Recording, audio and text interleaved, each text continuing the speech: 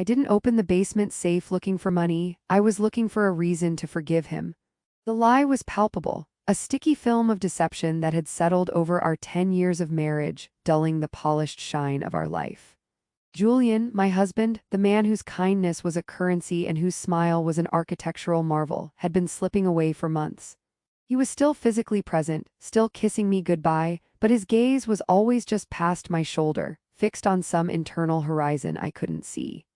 Our anniversary was today, 10 years. I was supposed to be dressing for the reservation at the French place, a Michelin-starred ritual we performed every year to celebrate the founding of our perfect, untouchable existence. Instead, I was kneeling on the cold, concrete floor of our soundproofed wine cellar, twisting the dial of the massive steel safe that Julian insisted we needed, just in case. The temperature in the cellar was a precise 55 degrees, meant to preserve the rare Bordeaux. But the cold had crept into our lives too, turning our passion into preservation. I was an architect, I understood foundations.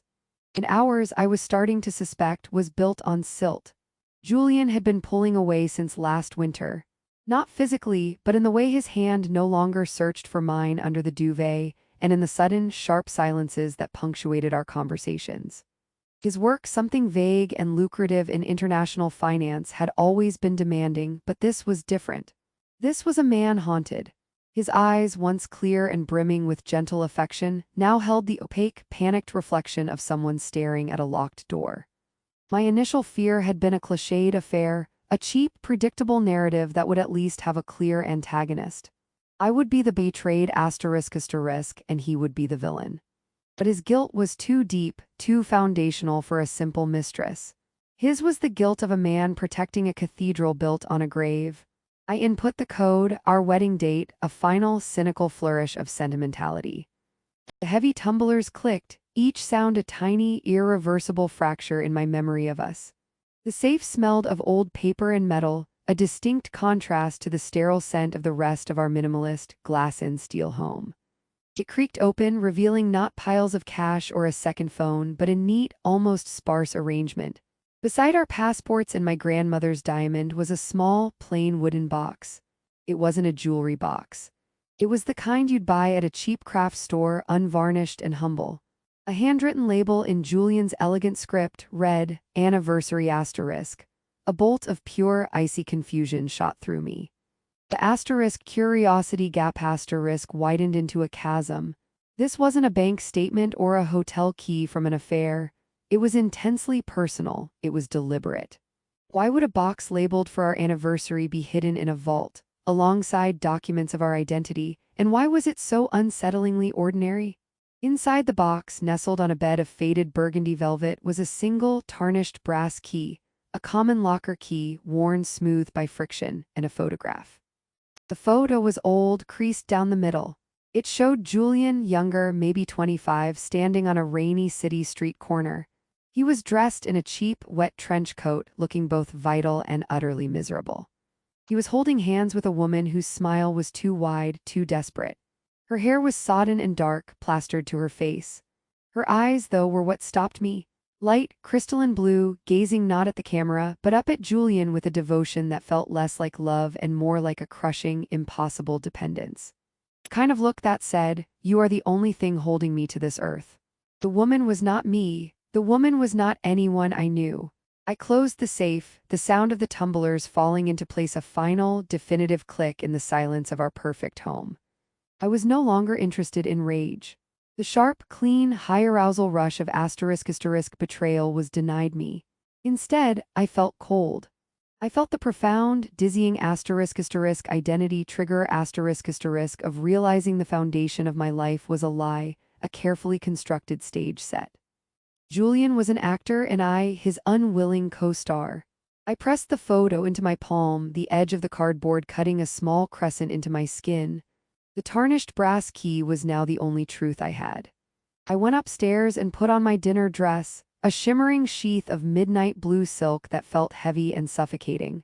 I applied makeup with the practiced precision of someone concealing a grievous wound. The photograph was tucked into my sleeve, a secret kept impossibly close. When Julian came downstairs, he looked immaculate. His suit was bespoke, his hair perfectly parted, his smile a perfect mask of proprietary affection. He kissed me with the practiced familiarity of a man performing a required ritual. "You look beautiful, Elara," he said, his eyes finally meeting mine, but only for a second. That split second was enough for me to see the terror behind the mask, a raw, naked panic I had never noticed before. "Happy anniversary, Julian," I replied, my voice sounding unnaturally bright. "I'm ready." We ate a silent 3-hour meal. The food was exquisite, the wine perfect, the conversation utterly hollow. When we returned home, Julian was tired, relieved the anniversary performance was over. He suggested an early night. I agreed, allowing him the illusion of control. I waited until the soft, rhythmic sound of his sleep filled the master bedroom. Then I slid out of bed, dressed in black yoga pants and a thick sweater against the cold night, and went to the study. I had decided to use the key. It was the only way to resolve the open loop, to force the *** brain's craving for closure ***. I spent the next day working remotely while methodically tracing the key. It took me deep into the anonymous world of industrial infrastructure. The key was stamped with a number, 311C. It was an access key, not a locker key. Specifically, a standard key for a third-party, climate-controlled storage facility.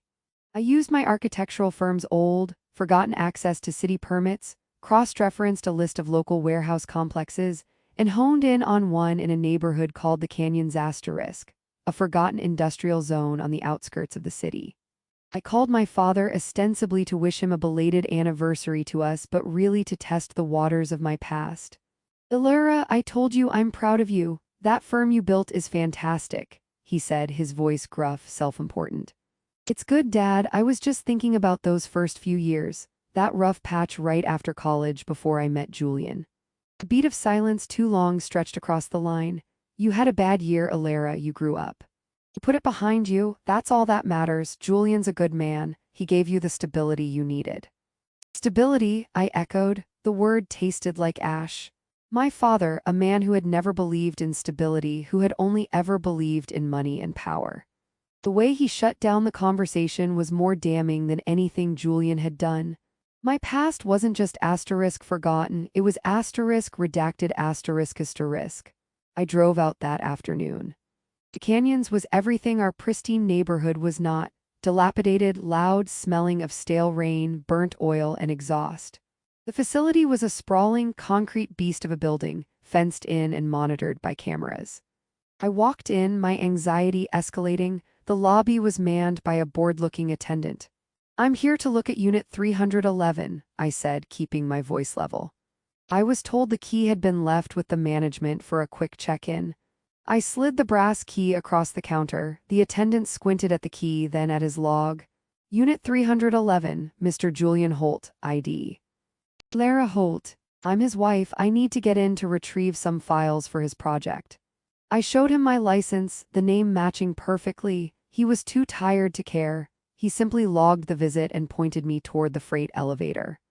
I was the reluctant hero forced into action to save myself, using the lie of my identity to find the truth.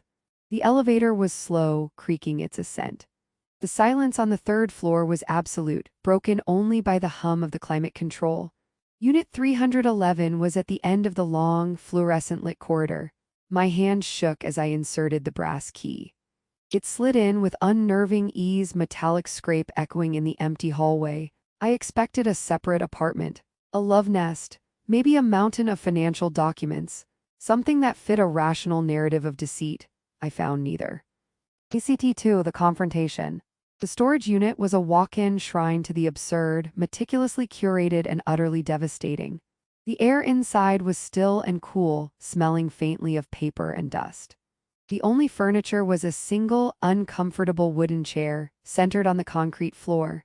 The rest was devoted to a carefully organized, chilling collection of lost things. On one wall, a museum of missed opportunities. Dozens of single wedding rings simple bands of plain gold and silver, each mounted on a small, velvet-lined plaque and labeled with a date. The dates began with the year we met and continued all the way up to our 10th anniversary, which had passed yesterday. These were not for another woman. They were for me, bought and hidden year after year, monuments to a marriage he couldn't celebrate honestly. On a nearby shelf, an array of disparate objects. A taxidermied blue jay, its glass eyes staring into the middle distance. A pristine, unused baby stroller folded and wrapped in plastic. A small, ceramic ballerina with a chipped tutu, the kind of cheap trinket you win at a carnival.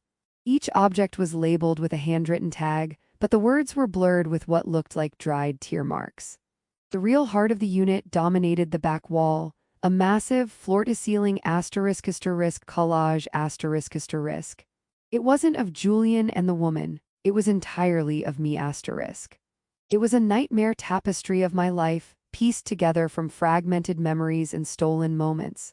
A tiny, grainy photo of me getting my architecture degree. A high-resolution screenshot of an old apartment listing from before we met. A ticket stub from a concert I vaguely recalled, dated a week before I supposedly went abroad. A blurred photo of me at a coffee shop, laughing into my phone, taken from across the street. Every piece was meticulously dated, organized, and annotated with small, impossible-to-read notes in Julian's elegant script. He had collected my life piece by piece as if I were a lost species. My heart hammered against my ribs, a *** pattern interruption that hijacked my auto-scroll reflex. This wasn't an affair, this was an *** obsession ***. My husband hadn't been cheating on me, he had been studying me, obsessively documenting a life he felt he had stolen. He was the shadow ***, a character representing what I could become. The subject of a stranger's chilling dedication. The room was not a sign of his betrayal, but a terrible monument to his crushing guilt. I noticed a slight discrepancy in the lighting, a faint shadow falling across one section of the collage. I moved closer, my hands trembling. Beneath a piece of a yellowed newspaper was a false back, a carefully concealed compartment. Inside, I found a small, silver-framed picture. It was the same woman from the safe's photo, Clara, but this time she was smiling, vibrant, and alive. A cascade of dark hair falling over her shoulders. Taped next to it, the crisp, clean, full-text copy of the newspaper clipping I had only vaguely seen in the safe. The headline was stark, black type on yellowing paper, "One survivor, one critical in tragic hit and run on Elm Street." I read the text, my eyes blurring. It wasn't one survivor. It was one dead and one critically injured. The victim who had died was a man, a passing pedestrian. The critically injured was named Clara Holt. My brain was trying to reassemble a memory it had spent 17 years suppressing. I remembered the day, I remembered the rain, the cheap vodka, and the sickening crunch of metal that wasn't metal. I remembered screaming, scrambling out of the car, and then the dark, empty street. I remembered my father's shaking hand pulling me away, whispering that no one had survived, that it was over, that he would handle it. He had lied. My legs gave out, and I sat hard on the wooden chair, the wood cool against my sudden, full-body sweat. The blood roared in my ears. Julian wasn't a stalker. He was a custodian of a secret that saved my life. Clara, the woman in the photograph, the sister, was not dead. She was the other victim. And I was the one who hit her. My father, the powerful corporate lawyer, hadn't just covered up a crime, he had fabricated a life for me. He had used his power to silence the press, bribe the witnesses, bury the evidence, and then, most chillingly, orchestrate my marriage to the victim's brother, the ultimate legal entanglement. Julian wasn't protecting me from jail. He was protecting me from the truth that would have destroyed my father's reputation and sent both of us to prison.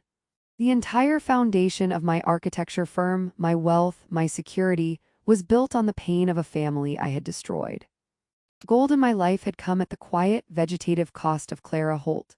I understood then that Julian's withdrawal wasn't guilt over something he'd done, but guilt over something he was hiding for me. A burden he had carried alone for 10 years, fearing that one wrong word would shatter my illusion, and by extension his father's careful construction. His life, too, was a prison sentence. My phone buzzed, vibrating violently in my pocket. A text from Julian: "I just got home. Where are you? Dinner in 20, don't be late." The panic in the text was almost palpable. I took a picture of the collage, the rings, and the newspaper clipping. It was a digital lock on the unit's horrific contents. I drove home, the car an echo chamber for my escalating fear, anger, and a nauseating wave of self-loathing. I was an architect of a life, but a destroyer of others. Halfway back, I noticed a change in the flow of traffic. A dark sedan had been 3 cars behind me for the last 4 exits, its headlights staying precisely in place. Paranoia, the psychological thriller's bread and butter, began to grip me. Was it just traffic, or had Julian's father, the architect, finally sent his enforcers? I took a sudden, sharp turn off the highway onto a narrow, unfamiliar back road. The dark sedan did not follow. Either they had lost me or I was just paranoid. The truth was just another layer of uncertainty. ACT-3 Resolution. Julian was in the kitchen when I returned, swirling wine in a crystal glass. He had changed into a softer cashmere sweater, a desperate attempt at domestic normalcy. The overhead lights reflected off the marble countertops, making the scene feel impossibly bright yet sterile. "You're late," he said, the smile fading when he saw my face. The silk of my dinner dress felt like a shroud. I walked to the marble island and placed the brass key on the cool surface. Unit 311. His hand slipped and the wine glass shattered on the floor, the deep red liquid spreading like a stain of guilt on the pristine white marble. He didn't look at the mess. He looked at the key. His face crumbled. It wasn't the look of a caught cheat. It was the look of a man whose carefully constructed wall had finally collapsed, leaving him exposed to the full, blinding light of judgment. He was the *** wounded healer ***, trying to save me, but in doing so, destroying himself. "Elara, let me explain, please, before you jump to conclusions." His voice was a strained whisper. "The woman in the photo," I whispered back, my voice steady, dangerously calm. 17 years ago, the hit and run. They told me she died." He took a slow, painful breath, his chest rising and falling in shallow, rapid movements. "She didn't. Her name is Clara ***. She is my sister." I stared at him, the world warping around me. My father's contacts, Julian's family's money, my whole life, it was a *** fabrication ***. I felt the ground tilt. "Your sister," I repeated, the sound thin. Julian nodded, the movement painful. "She survived, but she was never the same." Vegetative state. It was a clear, open and shut case. But my father, Robert Holt, is a powerful defense lawyer, the architect. He covered it all up. He paid off the victim's family, silenced the reports, and most importantly, he paid off your father. He saw an opportunity. He bought your silence, built your firm, set up our lives, all with one condition. "You marry me." The marriage was the ultimate muzzle. He figured if you were family, you couldn't testify against the Holts and I wouldn't betray my wife. "You married me to protect me from jail." "I married you because I fell in love with you while I was supposed to be hating you," he confessed, his voice thick with raw *** vulnerability ***. The tears in his eyes were real, not for the glass on the floor, but for the decade of lies. "I was sent to be your keeper and I became your husband. The unit, that's my prison, that's where I kept my guilt. The thing she lost, the life she never had. The rings, they're just wedding bands I bought for us every year, keeping them there instead of giving them to you because I couldn't stomach the lie. I loved the woman my father created, the one who didn't remember, the one who was perfect. But I hated the lie that connected us." "You let me live a lie," I said, the accusation tasting like battery acid. "You built our life on a grave. I couldn't tell you because telling you meant the end of your life, the loss of everything you've built, the prison sentence that was always hanging over your head. I was protecting you from my father, from your past, from yourself. I sacrificed my honesty for your happiness." He had given me the final, impossible choice. Revenge ** against his father who had orchestrated the lie, or a continuation of this poisoned but perfect * identity ***. I looked down at the key, the evidence, my hands weren't trembling anymore. "Where is Clara now?" "A private facility, out of the country. My father keeps her hidden and comfortable. It's the one piece of honesty he allows himself." "Take me to her," I demanded. 2 days later, Julian drove me to a secluded, opulent facility nestled in the Swiss Alps. We went through layers of security that felt like an unnecessary theatrical flourish by the architect. Clara's room was white and sunlit, overlooking a breathtaking view of snow-capped peaks. She lay in the center of the room, a shell of the laughing woman in the photo, sustained by soft beeps and tubes.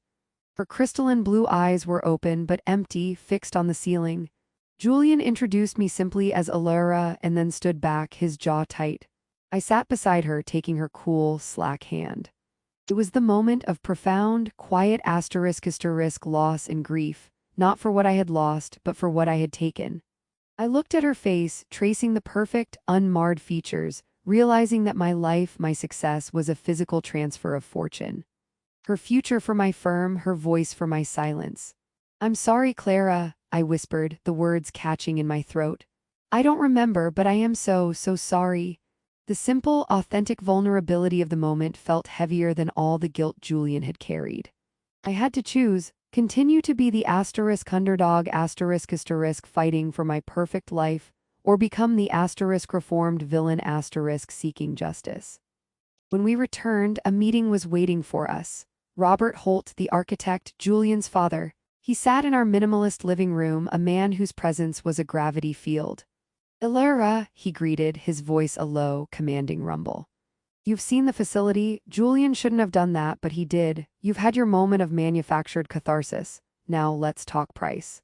He slid a non-disclosure agreement across the glass coffee table, alongside a trust deed.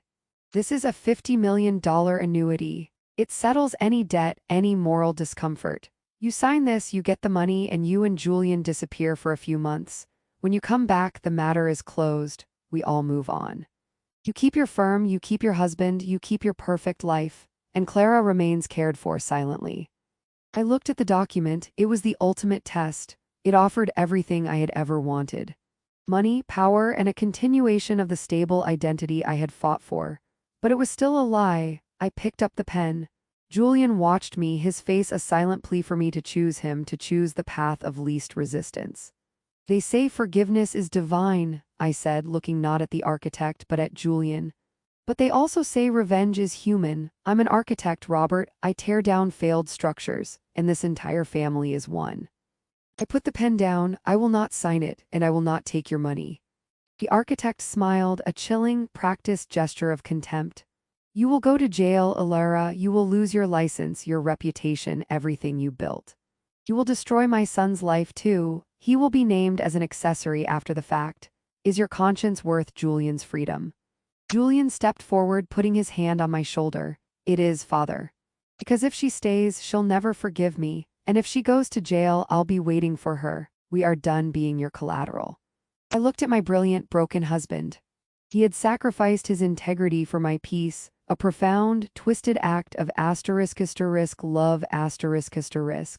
But the cost was too high. I could not live the rest of my life in a gilded cage. He had finally chosen authentic vulnerability over the lie. "I'm calling the police," I said, my voice steady, my gaze locked on the architect. "And then I'm calling a lawyer. We're done being your collateral." The silence that followed was heavy, final. The architect stood, his face a mask of cold fury. "You will regret this, Elara. You are throwing away a kingdom for a moral feeling. That's not courage. That's madness." "No," I replied, "it's justice. I was given a choice between a beautiful lie and the terrible truth. I'll take the truth." I picked up the brass key and the photograph of Clara. I walked into the kitchen, picked up the phone, and began dialing.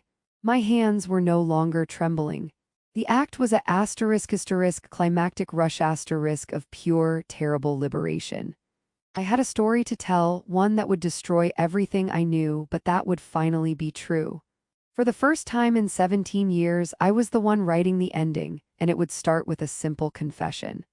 "My name is Elara Holt, and I killed a woman's life 17 years ago." If you watched till the end and liked my story, consider subscribing for more such stories.